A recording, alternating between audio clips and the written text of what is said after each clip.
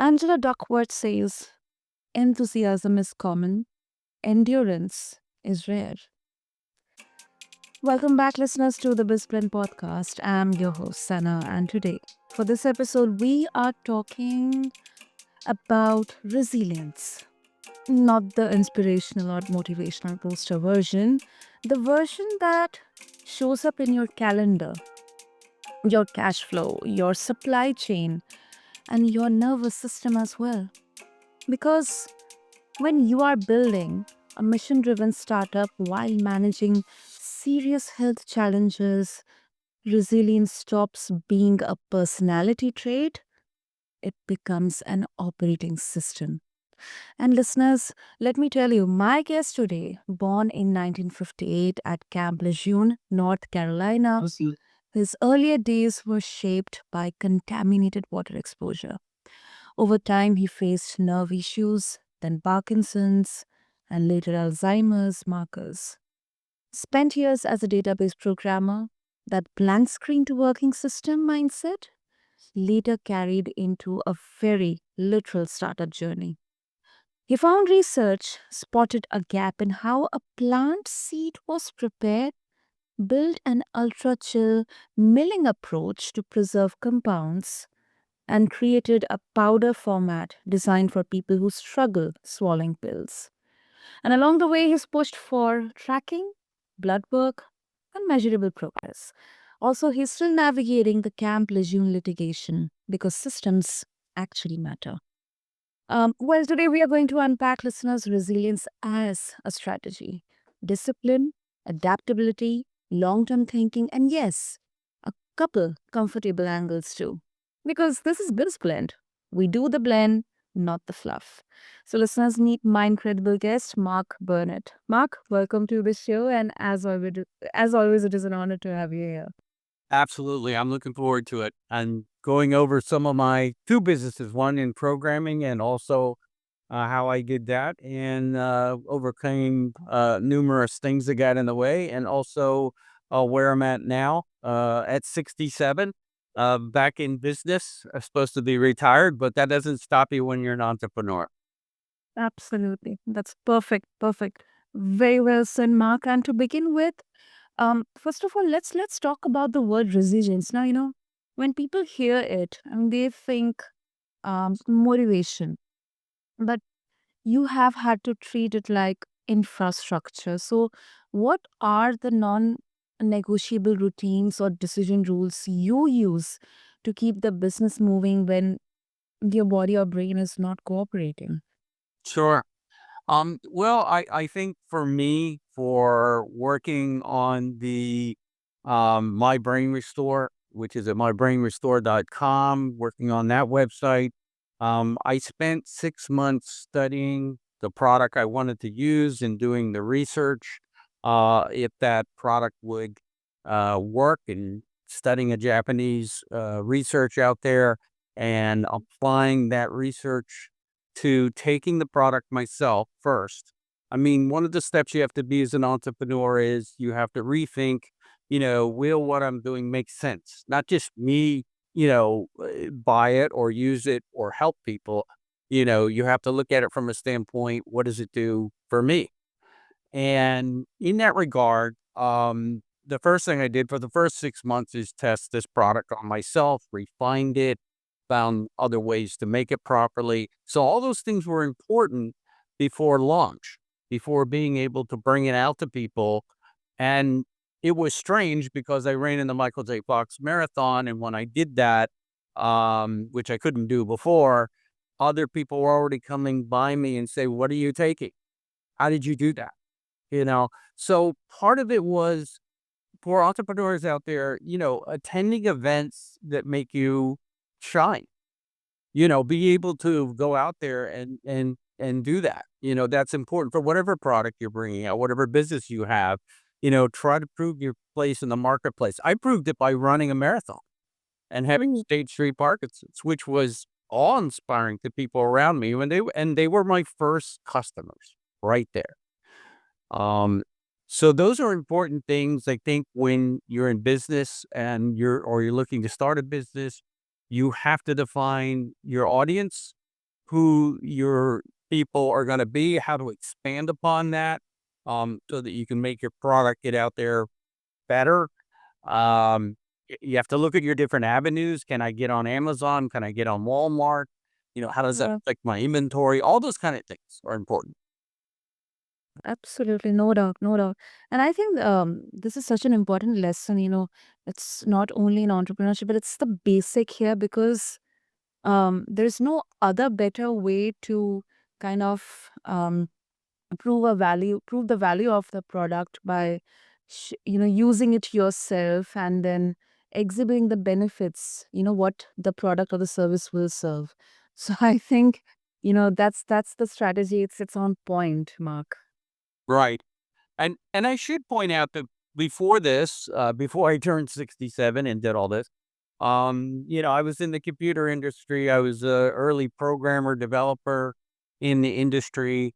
And back then, it was very difficult to find programmers. If you did, they typically were people from college that had studied computer engineering or something like that. Not only were they high priced, they really had only learned from school. So the problem I had learned on my own how to program, and I started to look for people that fit into that pattern. And I eventually hired a group of very, very talented programmers, and we worked on some of the largest projects probably in the world that people around the world use for big companies. And I did this I learned one important thing. If you go to apply for a job, they want to know your credentials. They want to know what school you went to, right?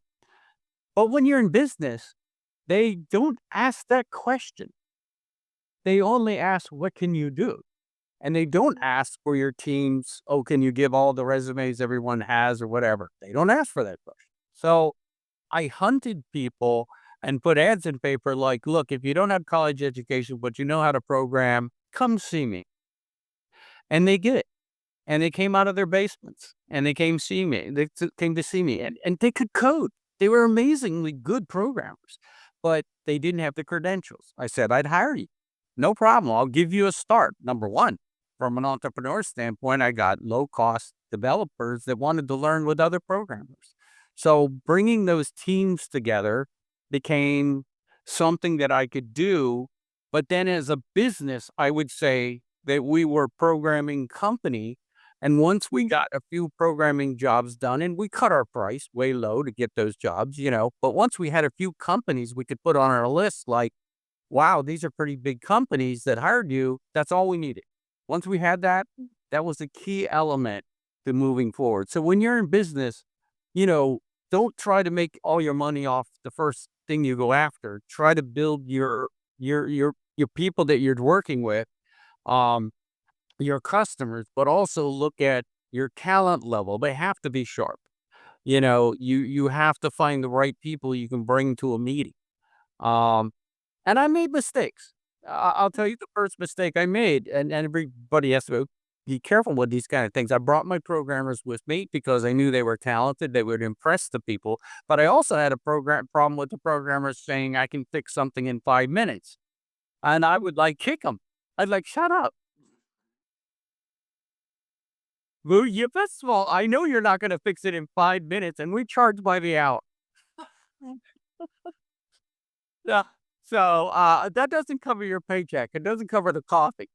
So part of it was teaching my programmers, to be quiet. Let me run the sale. You say, yes, that can be done.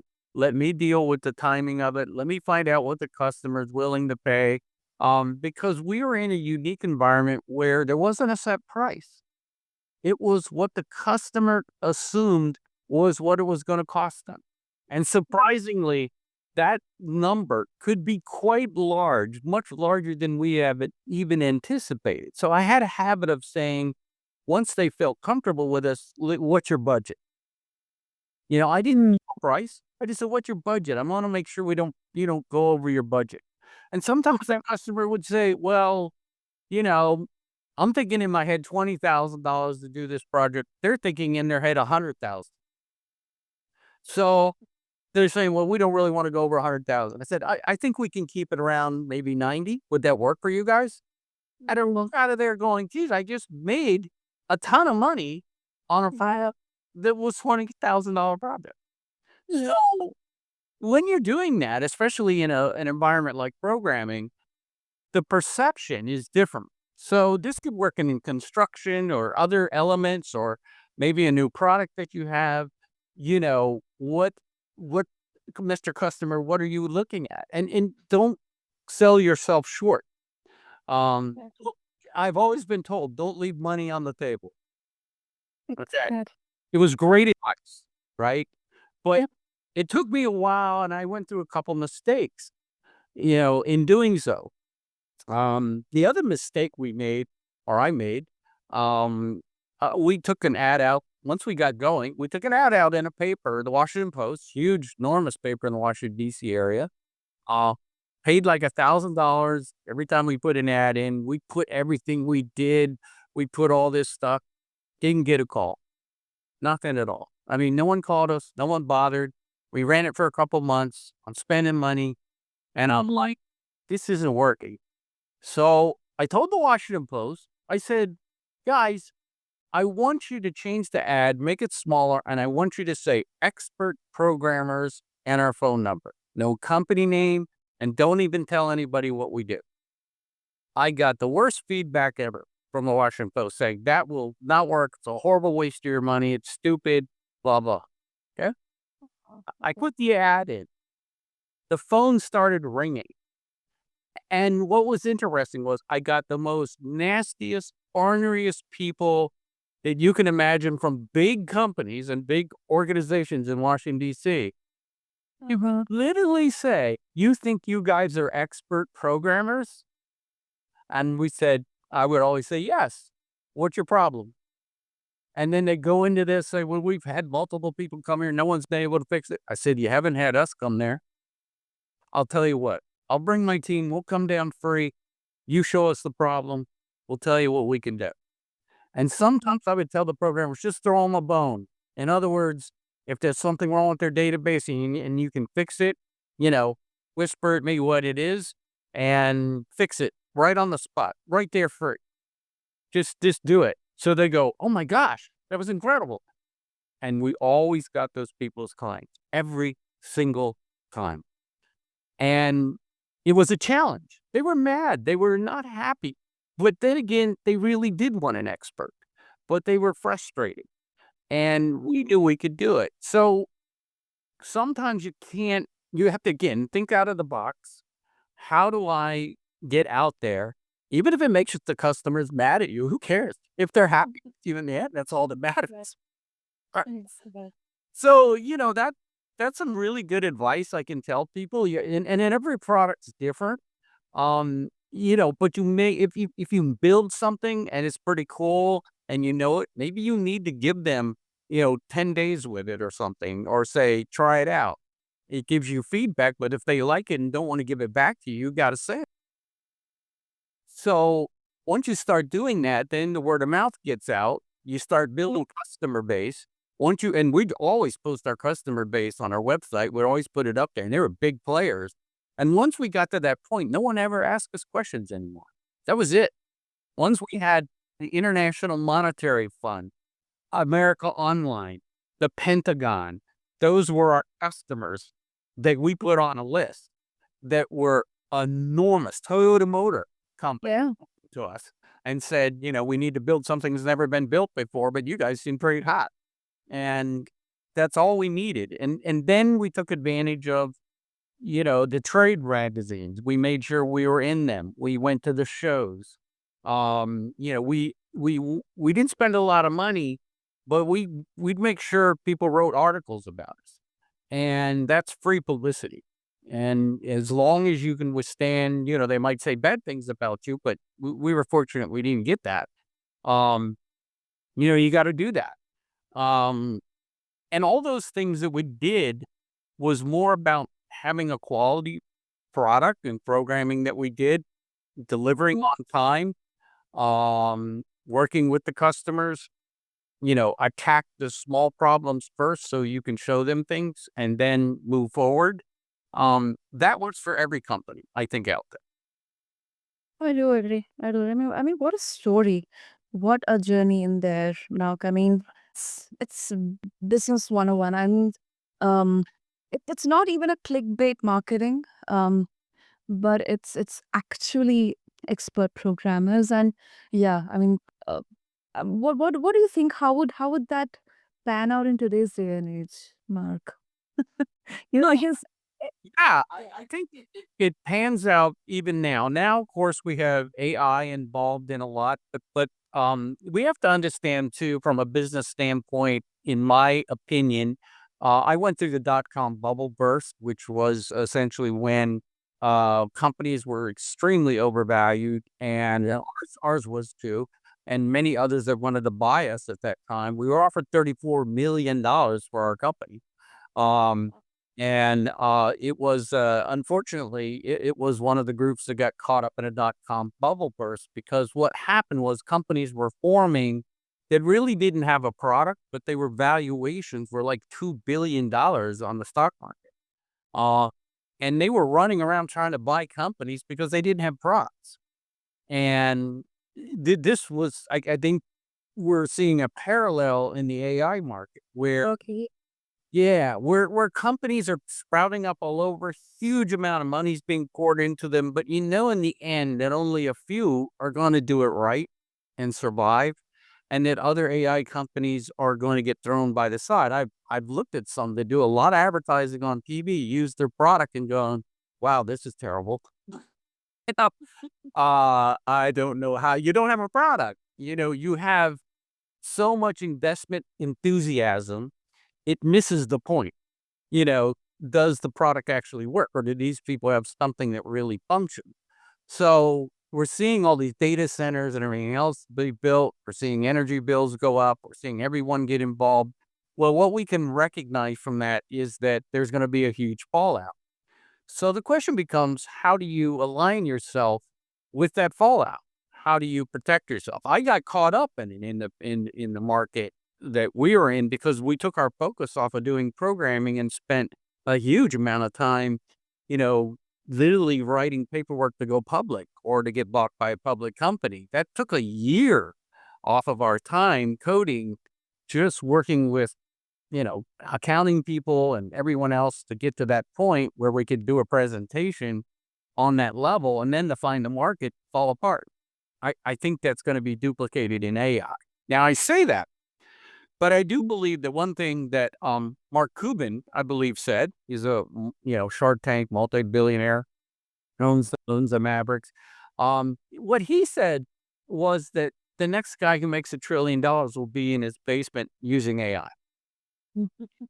And he's not wrong, in the respect that if you think about it, if you could make a series, we have to look that everything evolves.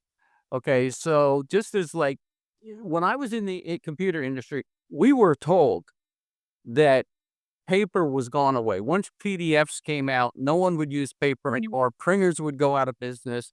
There was this huge thing that printers were just done, whatever. The exact opposite happened.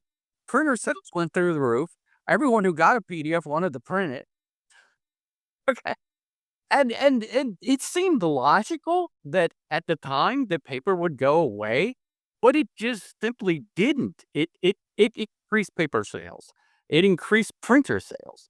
Um, for a strange reason. It's something maybe not predictable. So although I sympathize with actors and things like that, that their job might be severely injured by this industry, on the other hand, once somebody, and I think this was where Mark Cuban was pointing to, someone in their basement is going to make a movie series or an entire series, figure out how to use AI to maintain continuity throughout the people that they put together, so that the person that you're watching, you no longer realize is AI anymore, or you don't even care. I love the story. And in a way, that is still creative thinking. It's not that AI is making, you still have to write the script. So there's a huge area for script writers, to write scripts that AI can stay in continuity with and then produce into shows or movies that people find amazingly interesting to watch. And we've always replaced people in industries. It's always happened. There's no doubt that, you know, there were horse and buggies at one time. Replaced by cars. Okay. And, it took a while, for people to adapt that. But once they did, and once gas stations got put in place and all these other elements, the infrastructure, all of a sudden cars became cars. And now, of course, we're looking at electric cars, but we don't have the infrastructure yet. We don't have atomic power plants to run AI and cars at the same time. Um, but people will be smart, and smaller nuclear reactors will probably become a thing that I know Amazon's looking at, and other AI groups are looking at to put in for themselves. They're applying for permits to take care of their own power systems. Um, that'll migrate into other things. Um, so, business is always evolving. What is space technology and things we can make there. Um, I think these will all come down to other people finding other ways to use this. Um, but not everything works. I mean, honestly, 80% of the businesses get started fail, but you have to ask, why did they fail? And I've had businesses that fail. I've started businesses that I thought made sense, but sometimes they're way ahead of their time, way ahead of their time. And so you have to introduce at the right market time, and that's hard to figure out sometimes. But for me, with the My Brain Restore, because I'm working with Parkinson's, Alzheimer's, and dementia people that don't have an alternative, and in the U.S. at least, we're looking at increases in medical costs that are skyrocketing. Insurance, they're expecting just in the next 30 days for the average person, you can imagine this, to their payments going up by $700 to $2,000 for a family of like four. $2,000 a month. Who can afford that? No. Yeah. It's out of the reach. So people are going to move more towards the products like I have, a supplement that gives people a chance to take care of these problems because they can't afford to pay for the insurance. So for me, it's a boom. But I didn't expect that to happen, but it is happening. So I have to gear my product accordingly. Absolutely, absolutely. Um, and Mark, and then the interest of time, before we wrap up, Yeah. um, like you are still in the um, like it's a bit of a different question, but I think it's also a very important part of your journey here.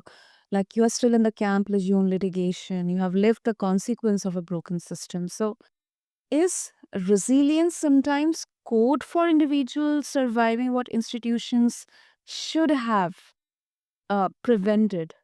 Yeah. No, you're right. I mean, Camp Lejeune was a lot of cover up. I mean, obviously, they didn't really want to get that out. There were multiple people who ran Camp Lejeune that came out with, papers and saying, oh, none of this was a problem. But the weird part about it is that the government's own safety security system, I should say safety system, just went out and did the surveys to Camp Lejeune and found the contaminated water, found how it was contaminated.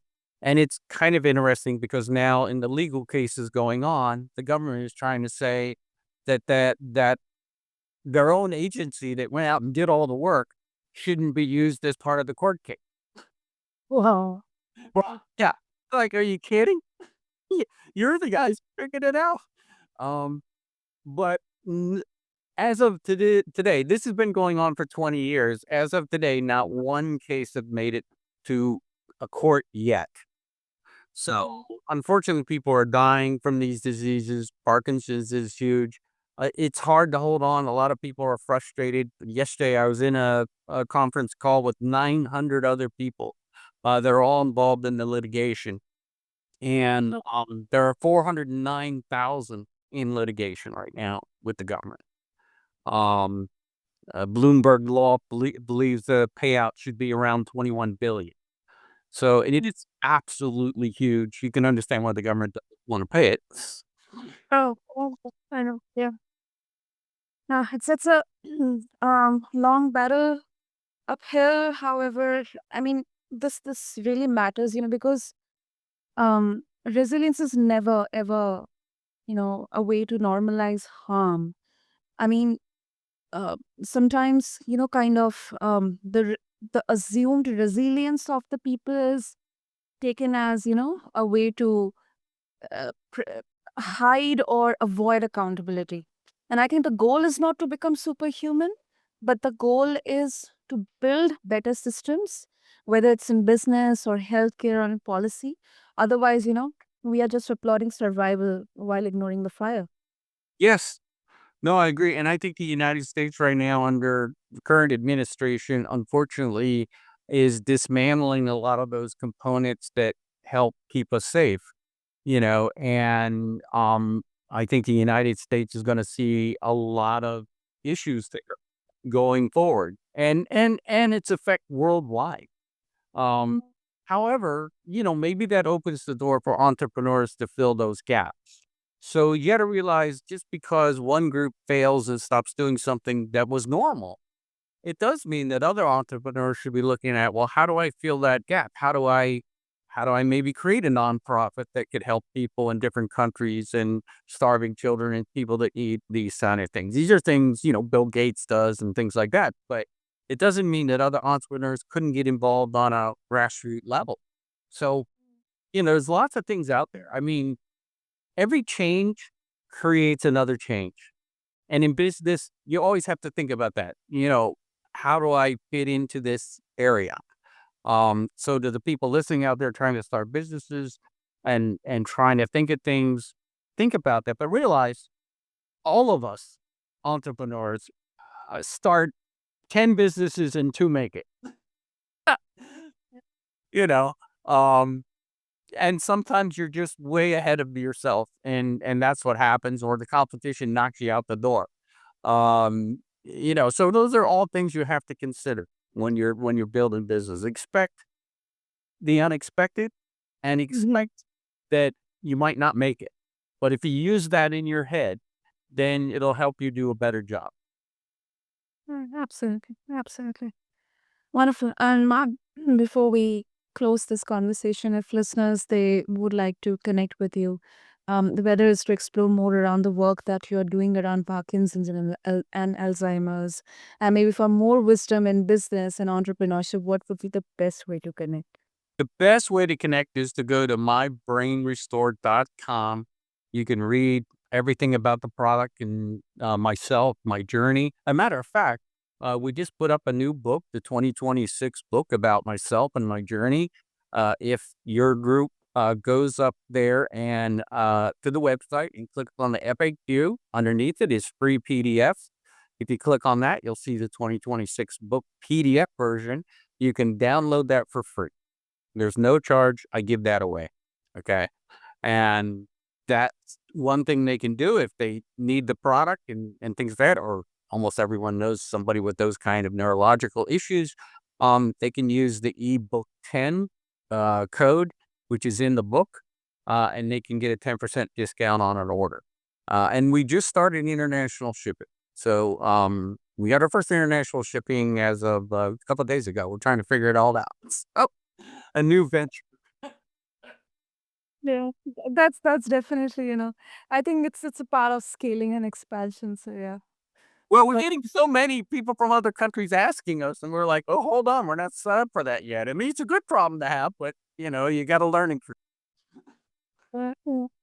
Good problem, Prav. I really love that. And yeah, listeners, I'll have all the links in the show notes. Yeah, and my phone number is there too, by the way. So if they need to call me, my phone it's right there. There's a way they can message me. I mean, everything's there. I'm totally transparent in that way. They can call me up. Super, super. Yep, listeners, I'll have that as well. So just refer to the show notes along with this episode. And I I I believe, today we talked about resilience as a strategy, listeners, not inspiration or not um like fake bravado or guardrails.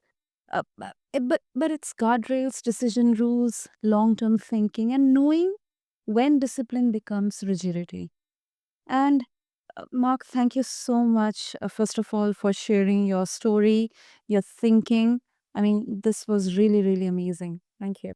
Thank you for having me, and I look for those entrepreneurs that are out there that are listening to this to learn something from it, use it, and become successful. Absolutely. Timeless, timeless golden nuggets out there, listeners. So quickly refer to the show notes. And also, thank you so much for listening. And if you are building while carrying something heavy, I'll leave a reminder here for all of you. You don't need more motivation, you need a better operating system. This is your host, Sana, and I'll catch you on the next episode of BizBlend Podcast. Thank you.